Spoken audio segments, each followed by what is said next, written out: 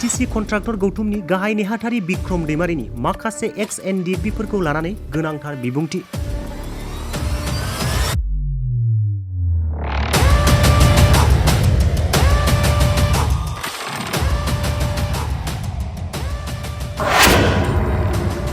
October दाननि 16 खालारनि उनाव सा-9 एक्स एनडिएफबि बिथांमोना देरसिन साजा फोसावजानो हासिगौ। बेयो आंनि बुंनाय बाथ्रा नङा, एनआइएनि बिजिरसालिनि एडभकेटनि बुंनाय राव। नोंथांमोननि चेनेलनि गेजेरजों आं मोनसे जोबोर गोनां खोथा आं फोरमायहरनो नागिरदों। बे जाबाय एक्स एनडिएफबिफोरखौ लानानै। एक्स एनडिएफबिनिनो जायफोर सदस्यफोरा, जायफोर केडारफोरा सेन्ट्रेल जेलाव दासिमबो दङ, बे सेन्ट्रेल जेलाव थानाय केडारफोरनि गेजेरावनो 8 जन केडारा फैबाय थानाय अक्ट'बर दाननि 16 अक्ट'बरनि उनाव जोबोर गिदिर रायदान मोननो थांगासिनो दङ। आरो बिथांमोननि रायदाना सोरबा फासिनि अर्डार जानो हागौ, सोरबा जाबजीबन कारादन्ड जानो हागौ। बे खोथाखौ आं बुङाखै, एनआइए कर्टनि एडभकेट कनकन कलिताया आंनो थांनाय मैया फन खालामदों जे एनडिएफबिनि सदस्य जायफ्रा दिनै 8 जन बिश्वनाथ सारियालियाव जानाय जाथायखौ लानानै बिसोरखौ जोबोर गोख्रैनो साजा फोसावनो थांगासिनो दं।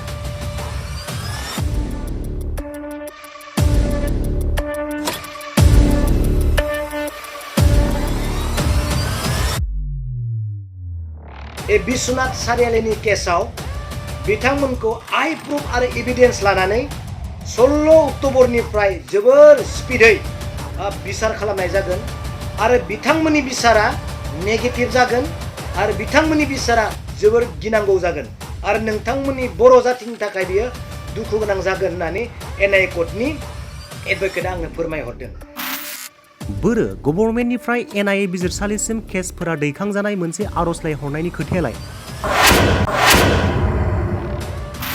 बे आंनि खोथा नङा, एनआइए बिजिरसालिनि एडभकेटनि बुंनाय राव। बिक्रम दैमारि। दा बिथाङा मोनसे खोथाखौ बुंदों, नोंथाङा आंनो मोनसे लेखा हरदोंमोन जे थांनाय जुननि 12 तारिख आसाम गभर्नमेन्ट, बिटिसि गभर्नमेन्ट आरो हम डिपार्टमेन्ट मोनसे खोथा रायलायदोंमोन। आरो बे मिटिंआवहाय, बे जुथुमायाव मोनसे माइन'ट लादोंमोन जे एनआइए कर्टसिम एनडिएफबिफोरनि केसफोरखौ उइथड्र खालामनायनि थाखाय मोनसे रिक्वेस्ट हरगोन होननानै लिरदोंमोन। नाथाय बिक्रम, बे लिरनाय बायदि दासिमबो एनआइए कर्टआव जेबो लिखित फैयाखै। अब्ला दिनै गभर्नमेन्टनिफ्राय बिदि जेबो पजिटिभ लिखित आकारे जुदि डिसिसन फैयाब्ला, ग्रीन सिगनेल फैयाबा, नै फैबाय थानाय अक्ट'बर दानाव जा बिसार सोलिगोन 8 जन एनडिएफबि केडारफोरा, बिथांमोननि बिसारा गाज्रि जागोन।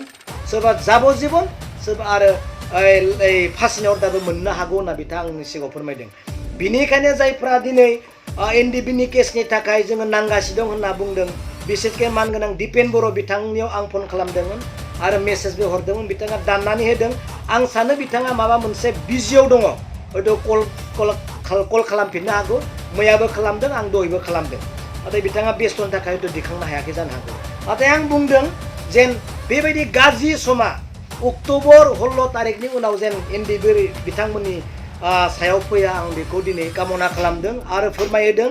गभर्नमेन्टआ जुदि मावबाय थाङोब्ला मोजां, आं बेखौ बाख्नायगोन। नाथाय रिजाल्टआ जोंनो खोन्थागोन जे बिथांमोननि बिसारा जिहेतु गाज्रि जागोन होननानै एनआइए कर्टनि बिथां कनकन कलिताया बुंखांबाय, गभर्नमेन्टनिफ्राय जेबो ग्रीन सिगनेल मोनाब्ला। बेनिखायनो आं दिनै नोंथांमोननो फोरमायहोबाय, रायजो हौवा हिसाबै आं दिनै नोंथांमोननो बे खोथाखौ फोरमायहोबाय। बिजनी ओनसोलनि रायजोफोरा चिरां जिल्लानि सिङाव दंना बङाइगाव जिल्लानि सिङाव? गोदो चिरां लिरोमोन, दा मानो बङाइगाव जिल्ला लिरदों? जे जोंहा बिजनीया चिरां डिस्ट्रिक्टनि सिङावसो, बङाइ डिस्ट्रिक्टनि सिङाव नङा। मानो होनना बुङोबा जोंनियाव हानि पट्टे नुनो मोनदों जे government of Assam, office of द साब रेजिस्ट्रार, बिजनी डिस्ट्रिक्ट, बङाइगाव, आसाम। गोसोआव लाखि, जायफ्रा दिनै हानि पट्टा मोनदों, बिजनीनि बेसेबां एलेका, बेंटलानो जा, टुक्राझारानो जा, जायफ्रा दिनै हानि पट्टा मोनदों, बिथांमोना गोजौआव नाय, नोंथांमोना बङाइगाव डिस्ट्रिक्टनि सिङाव नङा, चिरां डिस्ट्रिक्टनि सिङावसो।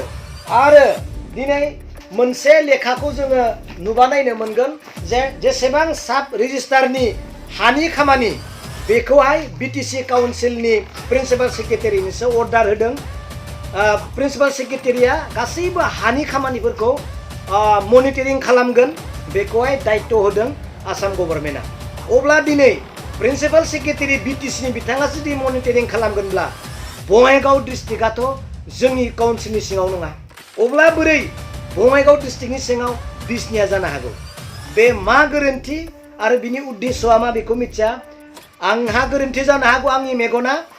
नोंथांमोना जे जायफ्रा दिनै हानि पट्टा मोनबाय नोंथांमोना बे हानि पट्टाखौ नाय, बेयाव बिजनि बङाइगाव डिस्ट्रिक्ट नुगोन।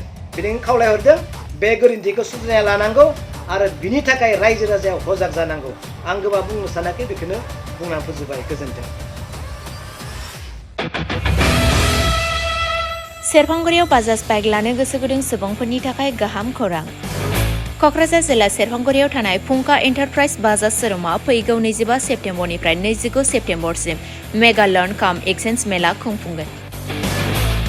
बायगिरि नोंथांमोनखौ मिथिहोहरनाय जायोदि डाउन पेमेन्टआ आरसि इन्सुरेन्स लाफानानै 10,999 रांनिफ्रायनो जागायगोन आरो 500 रां होग्रोनानै गोसोबायदि बाइकखौ आवग्रिना दोननो हागोन।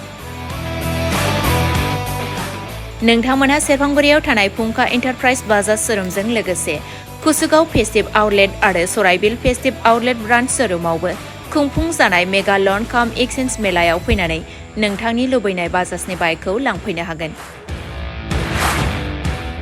बाजाजनि बाइक सालायनो मोजां मोनग्रा रायजो राजाफोरनो फुंखा एन्टारप्राइज बाजाज शोरुमा लोगोसे मोजां अफारबो लाबोदों। बेफोरनो जाबाय 5 लिटार पेट्रल फ्रि, गंनै हेलमेट फ्रि, केस होनानै बायगिरिफोरनो 2,000 रां केसबेक हरफिननाय जागोन। आरो मेगा लर्न काम एक्सचेन्ज मेलायाव बाइक बायगिरिफोरनो 1 बोसोरनि थाखाय 12 खेब फ्रि वाशिं होनाय जागोन। आबुङै मिथिबावनो थाखाय 6003817191 नङाब्ला 9101547892 आरो 9101598021 जानबुं नम्बराव खौरां लाहरनो हागोन।